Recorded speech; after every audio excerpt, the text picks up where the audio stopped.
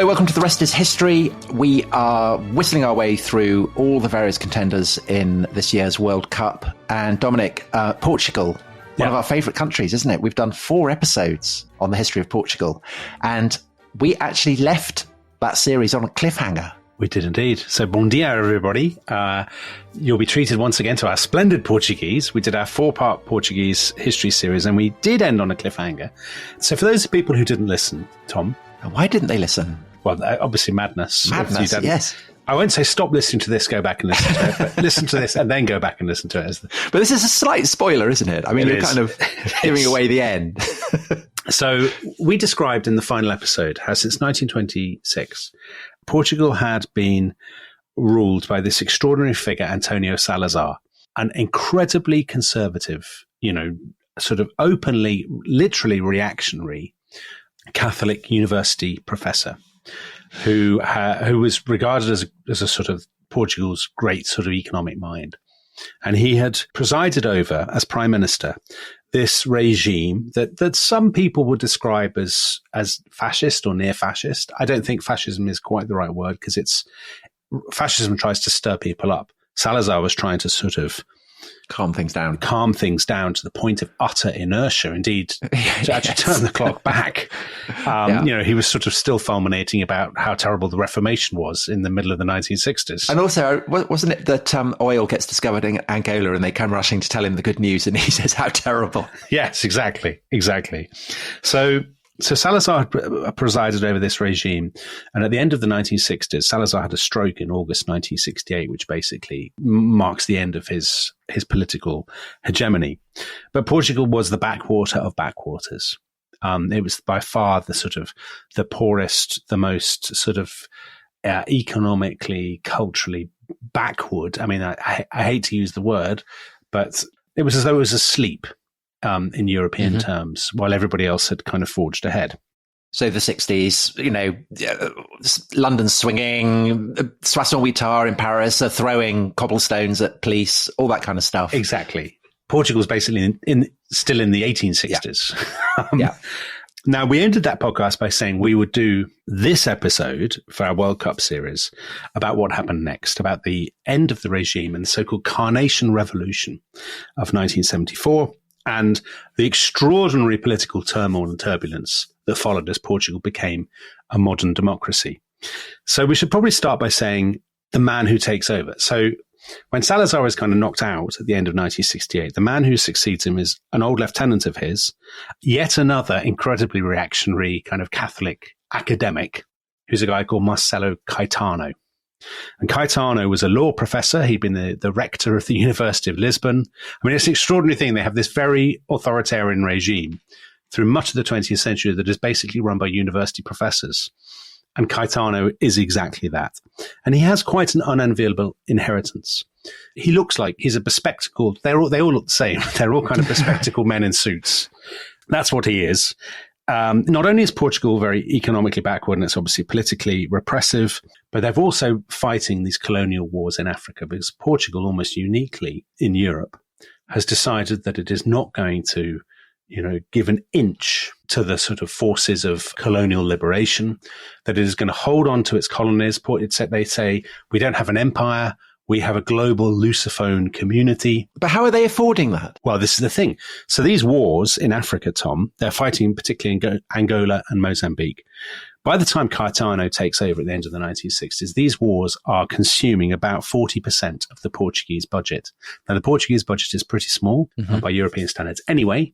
So that gives you a kind of sense that they are massively overstretching themselves to fight these wars, and wars that have become increasingly bloody. So to give you just one example, in the summer of 1973, Caetano was due to visit Britain to mark the anniversary of the Anglo-Portuguese alliance. Yes. Our oldest ally, Portugal, something we had talked about at the beginning of our Portuguese series. And to his horror and embarrassment, just weeks before he comes to Britain, a British Catholic priest, Tom, I know you love a British Catholic priest, called Adrian Hastings, he exposes a massacre that has taken place in Mozambique at a place called Wiriamu, where Portuguese commandos have killed about 150 African villagers. So it's that classic sort of colonial peacekeeping by shooting people. That has just gone horribly, horribly wrong. And this is terribly embarrassing for Cayetano. There's a lot of stuff in the British press, which he finds, he's very cross about it and all this.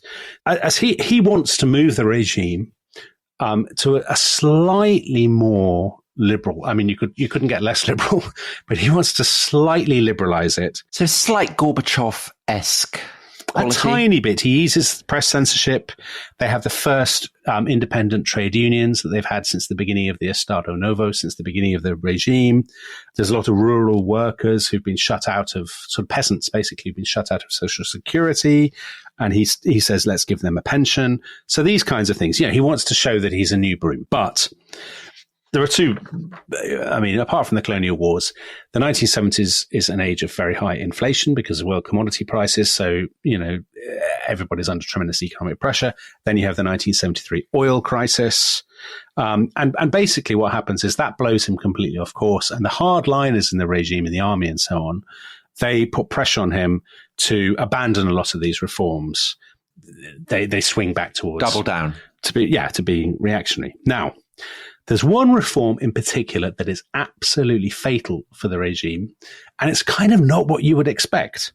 So obviously, the colonial wars, the army has expanded, and it's very, very expensive. And Portugal doesn't really have many friends left because it's fighting these extremely nasty colonial campaigns. So it's getting sort of advice from Rhodesia, from South Africa, from people like that. Not from the CIA. Because that's a stereotype, isn't it? That in the 70s, wherever there's a colonial war, shadowy CIA operatives. And we talked about that or maybe we haven't yet talked about it in the Uruguay episode. We did. And in fact, the CIA, or at least the Americans, will come into this story later on. But I don't think it's so. I mean, it's actually not the Americans who are the key players at this moment. It's actually the Rhodesians. So the breakaway white separatist regime, white sort of supremacist regime in Rhodesia, because they say to Cayetano, it is very expensive fighting colonial wars, yes. One way you could do it is actually bring into the army and promote, you don't have to go through all this incredibly rigorous training. And you can promote people who've just been in the militia. So people who have maybe served abroad, they've done you can give them, you can treat them as regular officers and promote them and build them up and stuff without having to go through all the expensive years of the military academy and all of that kind of thing first. Cayetano says, great, what a good plan. And he passes a law in the summer of 1973 to do this. Now, the issue with this, and it sounds like such a sort of boring bureaucratic thing, but the issue with this is that in Portugal, there are an awful lot of people who couldn't afford to go to university. And so what they would do, they would enter the military academy, and that was their way up. That was their way to status and so on. So there's a whole sort of generation of young officers who, for them, being commissioned as an officer after undergoing all this training was a real badge of status. It was a source of great pride for their families. And they see that their positions and their careers and their prestige threatened when the government is just sort of handing out promotions willy-nilly to all these people who've purely been in the militia. So there's intense discontent within this sort of whole generation of young-ish officers who think, God, I worked really hard for this. And they're just handing them out like baubles. So by the end of 1973, there's a group of junior officers who are thinking, this is rubbish. I'm really cross. The old men have sort of betrayed me and all this sort of stuff. And once you've got that going on, once army officers are kind of meeting to say this kind of thing, that's very dangerous for your regime. In dark glasses, presumably. Well, I think some of them were wearing dark glasses. Some of the older ones were wearing dark glasses, Tom. So you get this group of what they're called the captains. People call them, so they're kind of quite junior officers. And they become known as the MFA, the Armed Forces Movement. And they start to, in their middle meetings and stuff, they start to say, listen, we should get out of Angola and Mozambique. This is a complete disaster. It's a nasty war. We're clearly not going to win. We should have a new start, new regime, maybe have elections, get rid of the secret police at home, all of these kinds of things. And some of these officers have sort of left-wing ideas and left-wing connections. Because the Communist Party is still there. It's gone underground, but it has still been there all this time. They also have a figurehead. There's a guy called General Spinola, Antonio Spinola. Now, he is quite a conservative figure. He's in his 60s. Amazingly, he had been a military observer at the siege of Leningrad in the 1940s. Yeah. Goodness. With the Germans. Yeah. So That seems very out of time. Well, I suppose it is quite out of time, isn't it? But yeah. So he'd been the commander in Guinea-Bissau in the late 60s. And he said, this is an absolute disaster. This is not these African wars they're terrible for our international reputation. Loads of our boys are dying. It's incredibly expensive. We're not going to win. And he wrote a book called Portugal in the Future when he came back saying, let's get out of Africa. This is a disaster. He is fired in early 1974 by the regime for doing this. And that, again, is a great error because it gives these grumpy captains a possible figurehead. They've also got a chief strategist who we'll talk about a lot in this podcast. He is a great character. He is a man called Colonel Otello Saraiva de Carvalho, and everybody just calls him Otello. Othello, Tom. His name is Othello. Yeah. But he's not black. Well, he had been born in Lourenço Marques in Maputo in Mozambique in 1936 to Luso-Goan parents. So parents who were sort of Portuguese Goa. The Portuguese colony exactly gets taken over in the 60s. And he's called they call him Othello. So in his very name, there's a kind of a hint of kind of Portuguese colonial history. And he had served in Guinea. He'd served in Angola. Bizarrely, he'd been photographed weeping over Salazar's coffin when Salazar died in 1970. And were these crocodile tears or genuine tears of grief? It's very hard to tell, Tom. He has a very interesting life, and basically at the end of this podcast, his life will take a very unexpected twist, which I think you will enjoy. Can't wait. He's a great... Does he do Strictly? Exactly. That's actually worse. Okay. He's a great showman. He's a very theatrical figure. And by the early 70s, Otello has become very, very left-wing. And he's the sort of guiding figure. He basically, he's a colonel. He gets all the captains together and he says, listen, we should have a coup. Enough is enough. We should get rid of the old guard, new regime, get out of Africa. So the coup is planned for the night of the 24th and 25th of April, 1974. And it starts in a tremendous way. It starts with 2 songs on the radio, which are the signals to the captains.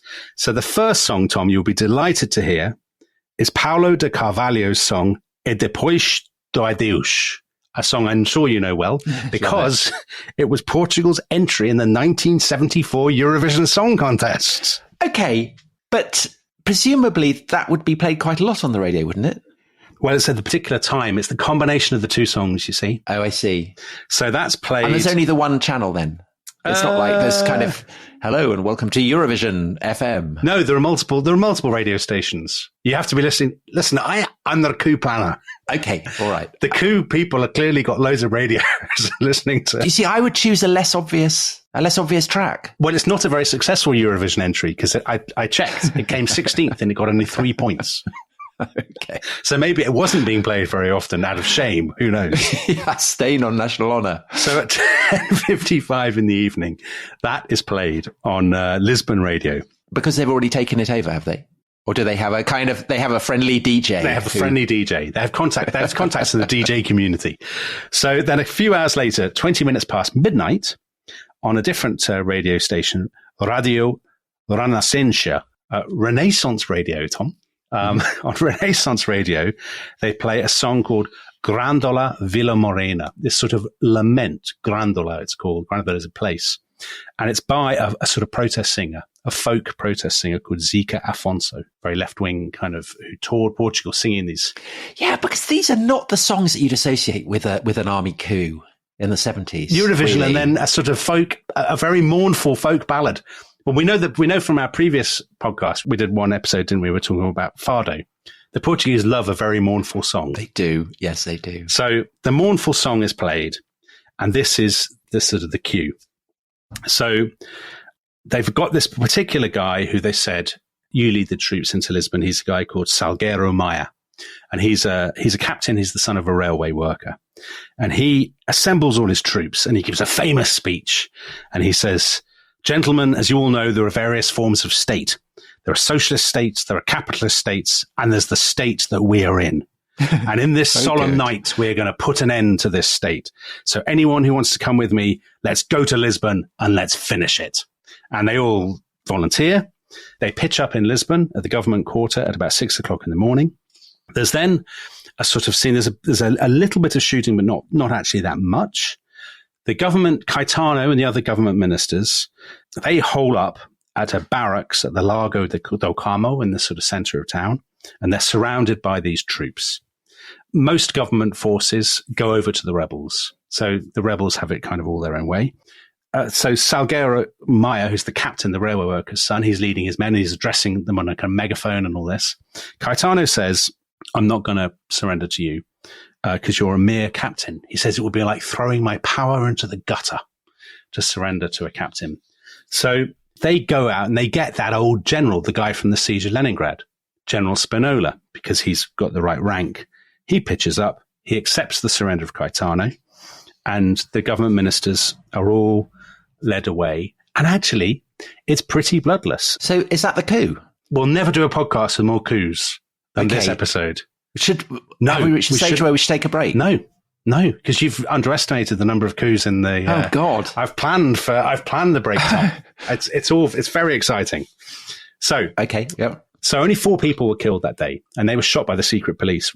The crowd, as is always the way when these things happen, great crowds poured into the streets, and they assembled outside the headquarters of the secret police, the PID, shouting and roaring and stuff. The secret police fired at them, killed 4 people. But by and large, by the standards of coups, this is very, very bloodless. And actually, these are pretty much the only people who die in the whole of this podcast. Now, the thing that becomes the symbol of this sort of semi or nearly bloodless revolution are the carnations, flowers. Now, why does this happen? Well, Salguero Maya and his troops, when they're sort of going through Lisbon, they pass a self-service restaurant called Sir, which was celebrating its 1-year anniversary that day. The story goes, and there is some debate whether this is a slightly apocryphal story, that the restaurant had decided that for its anniversary it would hand out flowers to everybody who came for lunch. Nice. But because of the coup, lunch is cancelled. So they've just got all these flowers on their hands. And one of the sort of waitresses, who's called Celeste Caero, she's a left-wing sympathizer. And she basically has got her arms full of all these red and white flowers. And she thinks, I'll give them to the soldiers. So they put them in the muzzles of their guns. Oh, yes. That's very 60s behavior. Or their tanks. And so and more flower sellers come and give them flowers. And there's flowers everywhere. It's lovely. There is some suggestion this may be a bit of a myth that's been exaggerated after the event, which is a shame. I think we should go with it. Yeah, of course we should go with it. For the purposes of this episode. Of course we should go with it. So the coup has succeeded. Caetano, that's the end of him. He's flown to Madeira to start with, and then he's flown off to Brazil. Brazil has a dictatorship. So basically anyone who wants to go to Brazil, they go to Brazil. So he just hangs out there? He hangs out in Rio de Janeiro and dies of a heart attack in 1980, and that is the end of him. So we can park him. We can forget all about him. Okay. Now, the guy from the siege of Leningrad, General Spinola, he was sort of intended to be a vague figurehead for the coup, but not really the main man. But because Caetano wouldn't surrender to a captain and would only surrender to a general, Spinola is suddenly in the limelight, and he thinks, great, fantastic. So he actually becomes the new president of the republic. So lots of broadcasts with him, flags behind him. Precisely. Gold braid, cap. All that stuff. Yeah. All that stuff. Exactly. Classic post-coup behavior. And also very classic post-coup. He's the head of something called the National Salvation Junta. Or I suppose they would say junta in Portugal because they pronounce the J's.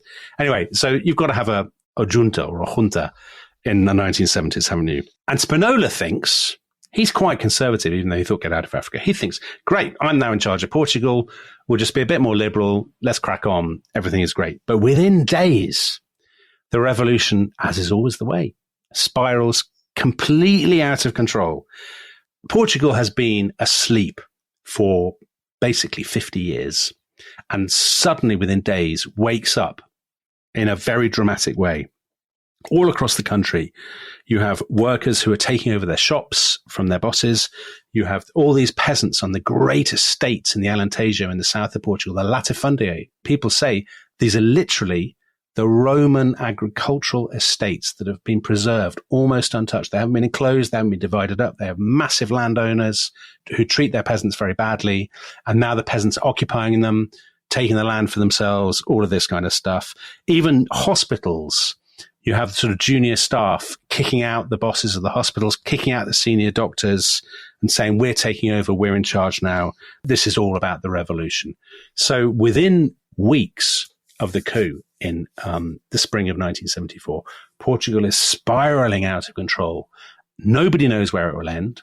In Washington, D.C., people are looking at this and saying, Portugal is the new Cuba. This could be the beginning of some kind of domino effect through Western Europe.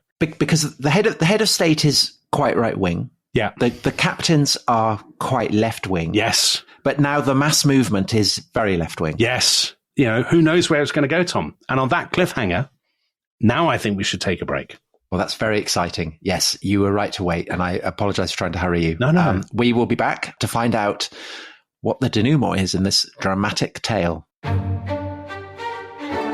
This episode is brought to you by Rocket Money. Tom, we often talk about how to organize our finances. I'm very conscious that I'm paying for a lot of mad subscriptions. And there's one thing that we've talked about often on this show. It's the thing that we probably hate more than any other, and it's a hidden fee. I would love to get my finances under control. There are all these things piling up on our bank statements, and I think I need to fix this problem. I need to sort this out and to stop this. I mean, my finances are so chaotic that I need this app. So I'll tell you what it is. It's called Rocket Money. It's a personal finance app that helps find and cancel your unwanted subscriptions. It monitors your spending and it helps to lower your bills so that you can grow your savings. With Rocket Money, you can track all of your subscriptions and you can easily cancel within the app with just a few taps, saving you time, avoiding charges. And you can also set budgets and goals and get personalized insights and regular reports to track how you're doing. They will even send you real-time alerts for large transactions, upcoming bills, refunds, and even low balances. So let Rocket Money help you reach your financial goals faster. Join at rocketmoney.com/ishistory. That's rocketmoney.com/ishistory. rocketmoney.com/ishistory.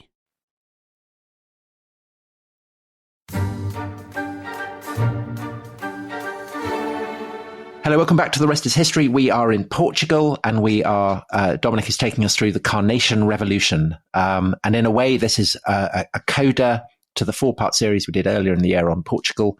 Dominic, take it away. Okay, so when we ended the first half, Portugal was in chaos.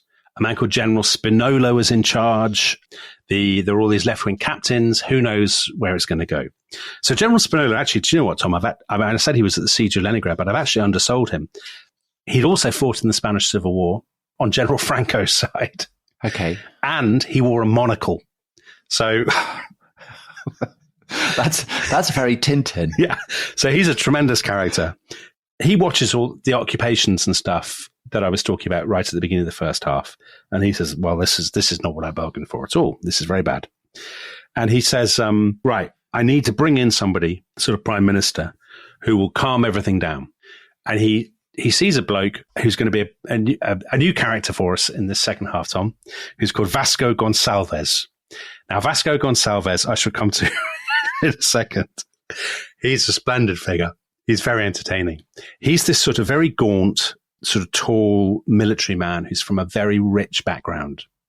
So Spinola thinks this guy will be great. You know, he'll be a bulwark against the radicals. This doesn't happen at all. Vasco Gonçalves immediately says, right, we'll get out of all the African colonies, decolonize straight away. Now, Spinola, bizarrely, having written that book saying, let's get out of Africa, he's alarmed by this. And he says, well, I didn't mean all Africa. I think we should actually keep on to Angola. So they fall out. Spinola decides, I'm going to organize a new coup, get rid of the left-wing captains. He organizes this coup in September 1974.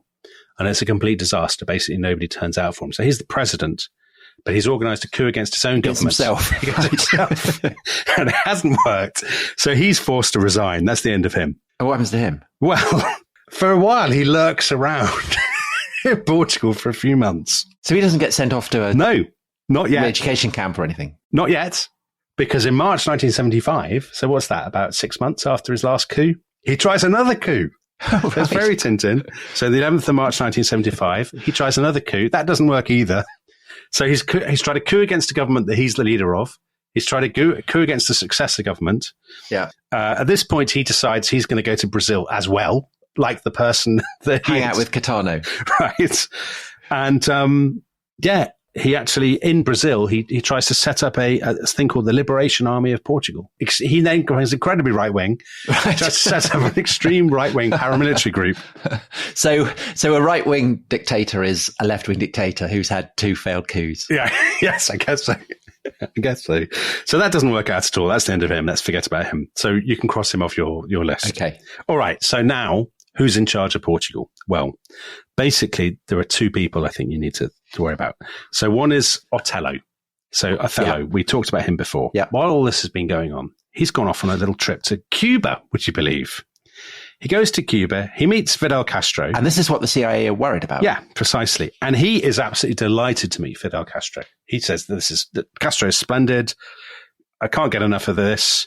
He comes back. So Othello, who had, remember in the first half, he was weeping over Salazar's coffin. Yeah. In 1975, 5 years after he was doing that, he comes back from Cuba and he says, listen, the Cubans have got the right idea. We should scrap all political parties. We should have revolutionary councils instead. That's the path to Portuguese happiness. Let's do all that. So he's lurking around and he's got all these plans. He's the sort of face of the revolution. The other person is that bloke who I mentioned, Vasco Gonçalves, this sort of gaunt man from a very posh background who Spinola had brought in, but had disappointed him. Vasco Gonçalves is, I know this is a ludicrous source to be quoting in this podcast, but it's his obituary in the Daily Telegraph. The Daily Telegraph obituary said, a gaunt soldier with a history of depressive illness and taste for badly fitting clothes and political rhetoric, he held, as one of his own colleagues put it, quote, the sort of Marxist views you would find in a rather immature university student. Born into Portugal's prosperous middle classes, he also possessed a considerable fortune, which remained miraculously immune from the expropriation he ordered for others. Right. So basically, Gonçalves comes in, very rich family, he's very left-wing, in this sort of slightly, dare I say, without alienating my audience, a slightly Jeremy Corbyn way. He says, right, we're going to nationalize everything. Nationalize the banks, insurance, petrochemicals, fertilizers, tobacco, cement, wood, iron, steel, breweries, shipping, public transport, radio, glass, mining, fishing, and the agricultural sector. Now, there are there are only 2 parts of the economy that are immune, that are not touched by his nationalization plans. And they are foreign exchange, so changing money, and construction. And by this miraculous coincidence, his father runs a foreign exchange firm in which he has a large shareholding. And he also is the manager personally of a massive construction firm. So this is not a terribly good advert for the revolution. And do people know this at the time? Yeah, they do know this. So people are grumbling about it.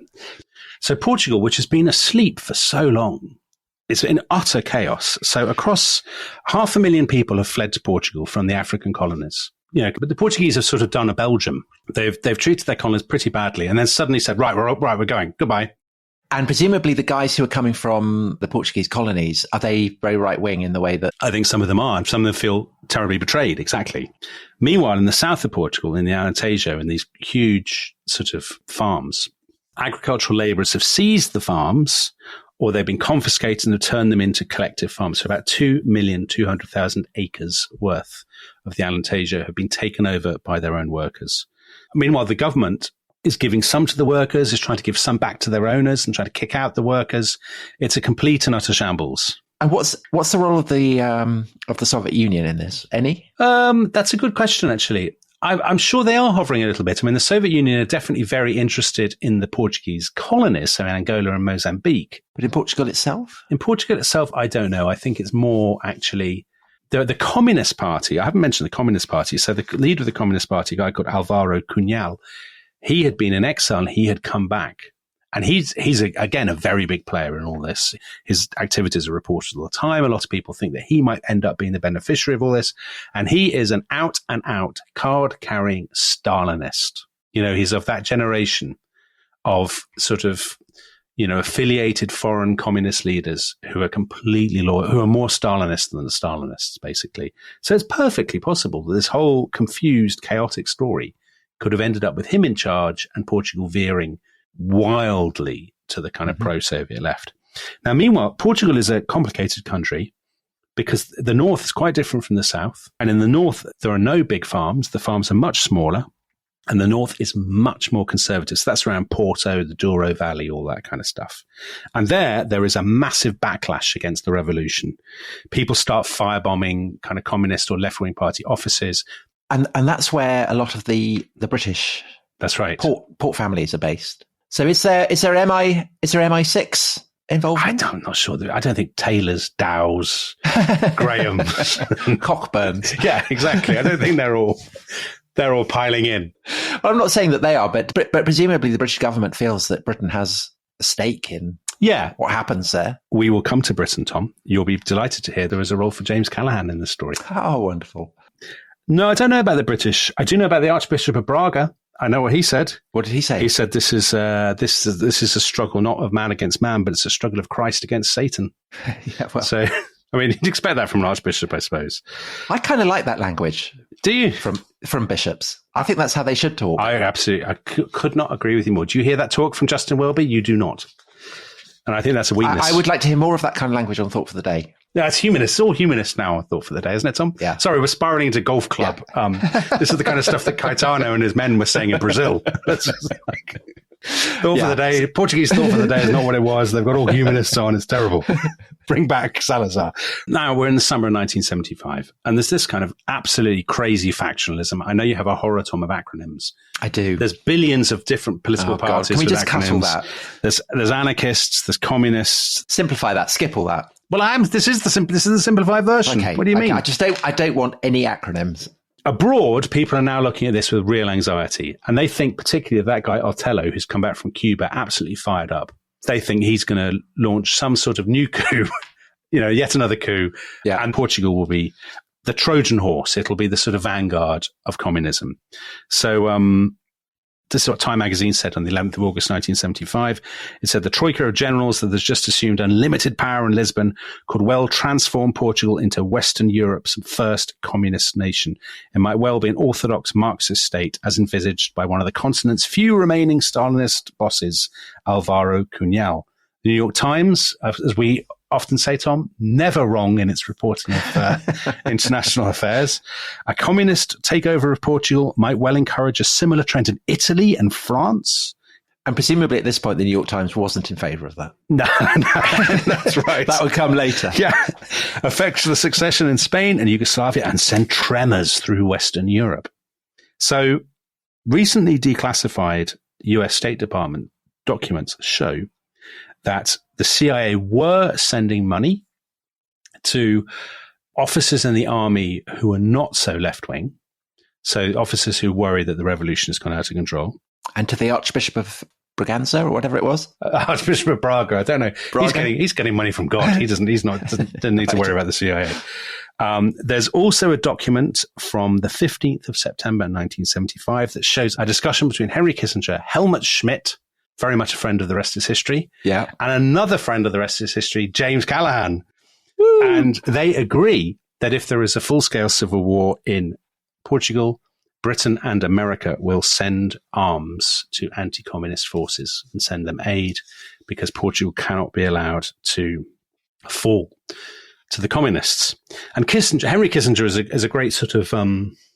we have never really done much about Henry Kissinger and the rest is history. But you can't have a kind of 70s cold or hotspot without Kissinger popping up. But Kissinger is a bit of a hysteric, I always think. Kissinger, hysteric is probably a bit unfair, partly because of his own personal background, fleeing Nazi Germany and so on. He fears disaster at every turn. And he sort of thinks, oh my God, Portugal is going to go communist, Western Europe is going to collapse, all this kind of stuff. And actually, his State Department sort of juniors who know Portugal quite well, they say to Kissinger, you know what, actually, it does look very chaotic and stuff, but the Portuguese are actually pretty conservative people. And we reckon it's going to be fine. Don't do anything. Don't start sending in CIA men with dark glasses and kind of homemade torture kits. Just hold off for a little bit because we think it'll be fine. They are talking to a group called the Group of Nine, which is a group of military officers. The Group of Nine. Honestly. Yeah, I know. I know you didn't want an acronym, but that's not an acronym. No, I'm a sinister sounding Dan Brown type. Secret societies, I'm fine with them. So the group of 9 are actually not very sinister. They're quite centrist. They're centrist dads, Tom, like you. Oh, are they? Yeah. Right. That's disappointing.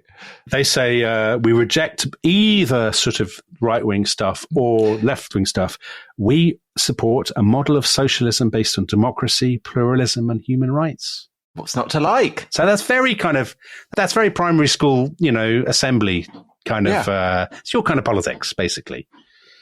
Yeah, white bread. So anodyne. So amidst all this, Vasco Gonçalves, the prime minister, the gaunt man who's nationalized everything but his own businesses, yes. He starts to sort of crack under the strain, and he gives a famous speech, Tom, in Portuguese history, on the 18th of August, 1975, in which he starts sort of shouting and rambling wildly and says the capitalist countries want to, they're trying to put the Portuguese working class, they're treating them as stokers for the boilers of capitalist Europe. And then he goes on to this huge rant. I've actually watched it on YouTube. Now, admittedly, I watched it in Portuguese, which, to tell you the truth, I don't really understand. So all I saw was a man in his shirt sleeves who looked very like an Open University lecturer from the 1970s, just shouting at some students.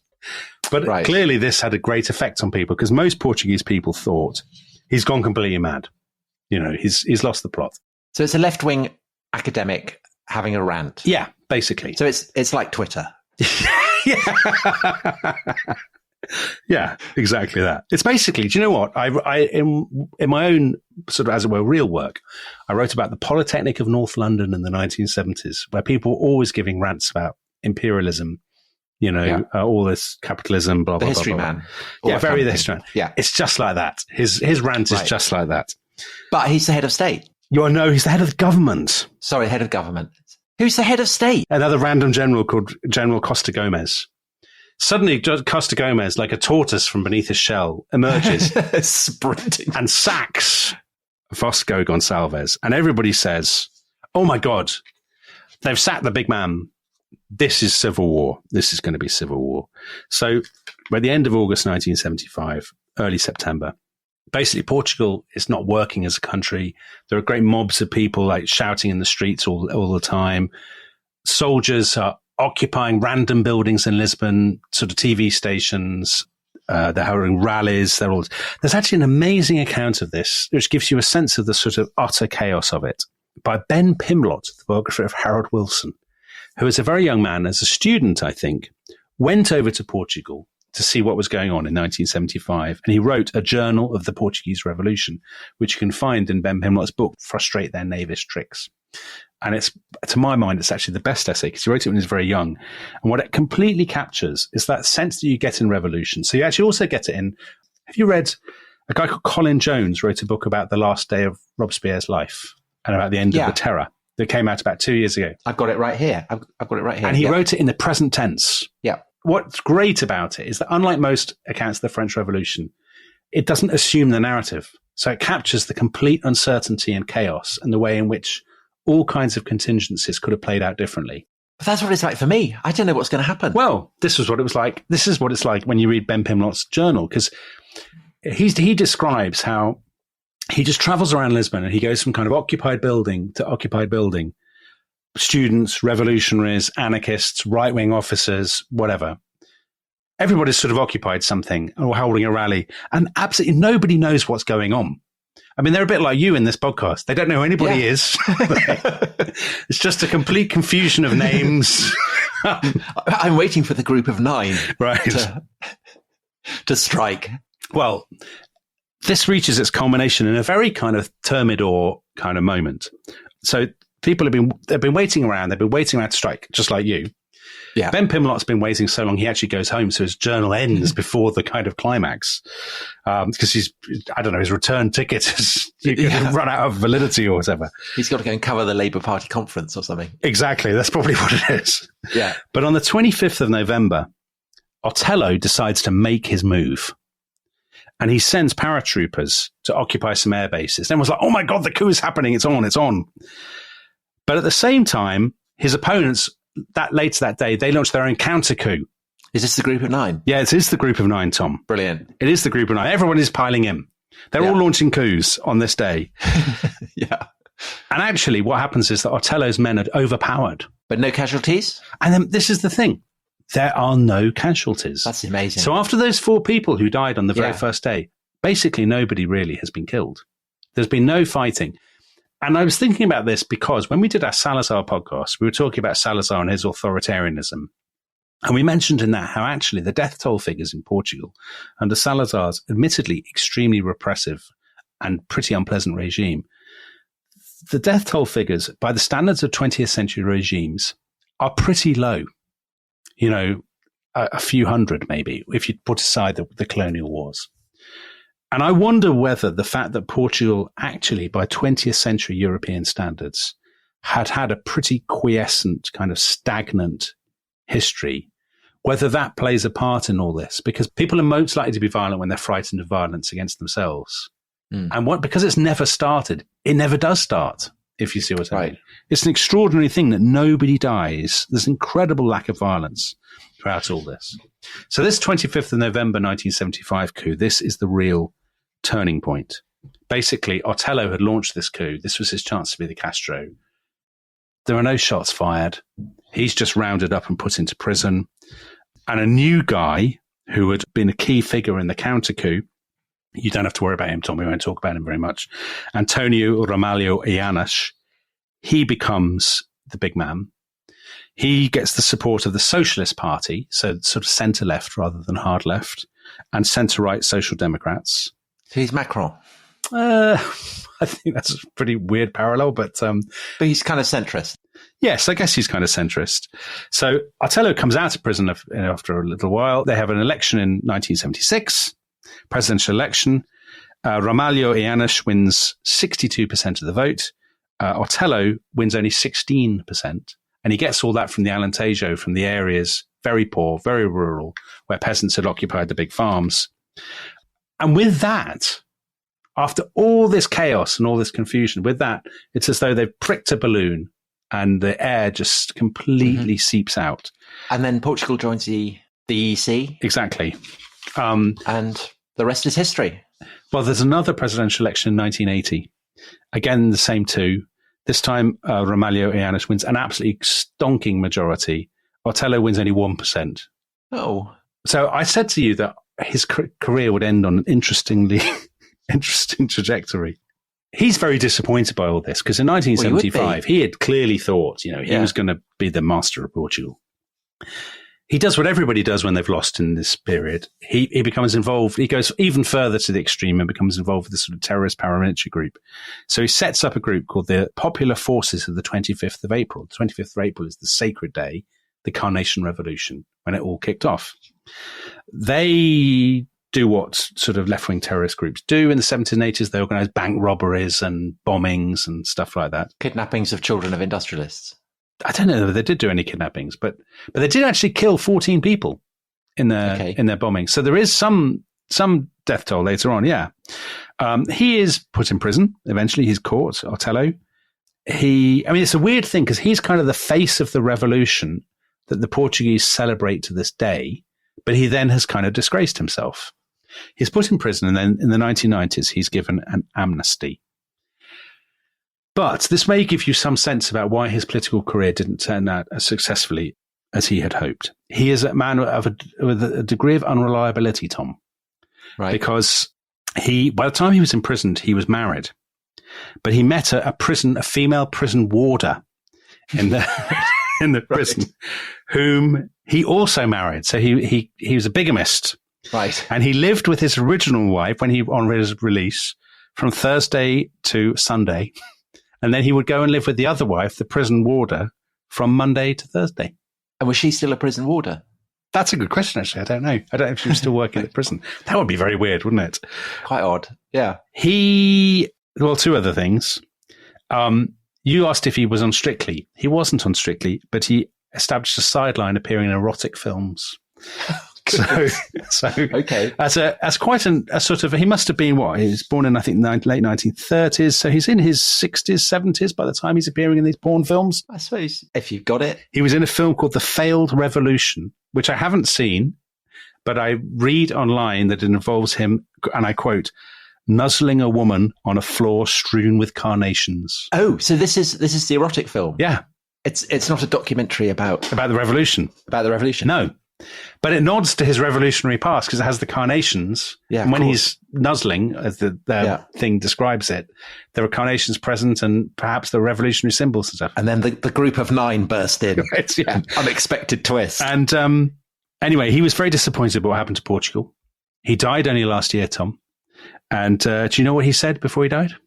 Let's have a coup. He said, Portugal needs a good financial manager, a man with intelligence and honesty, like Antonio Salazar, just without the fascism.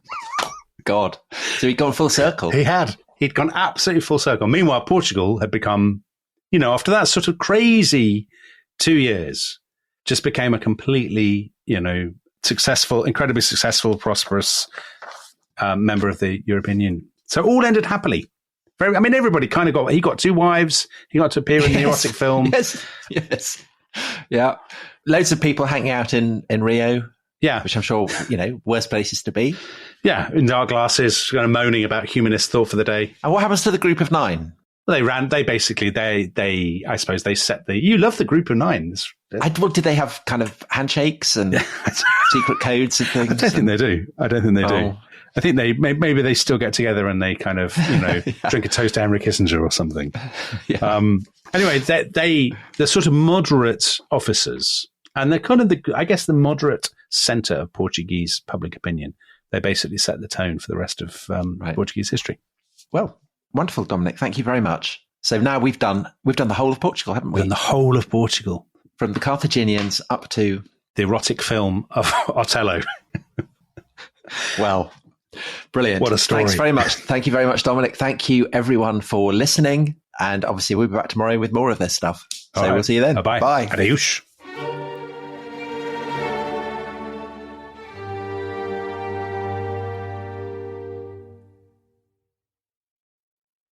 Thanks for listening to The Rest is History. For bonus episodes, early access, ad-free listening, and access to our chat community, please sign up at restishistorypod.com. That's restishistorypod.com.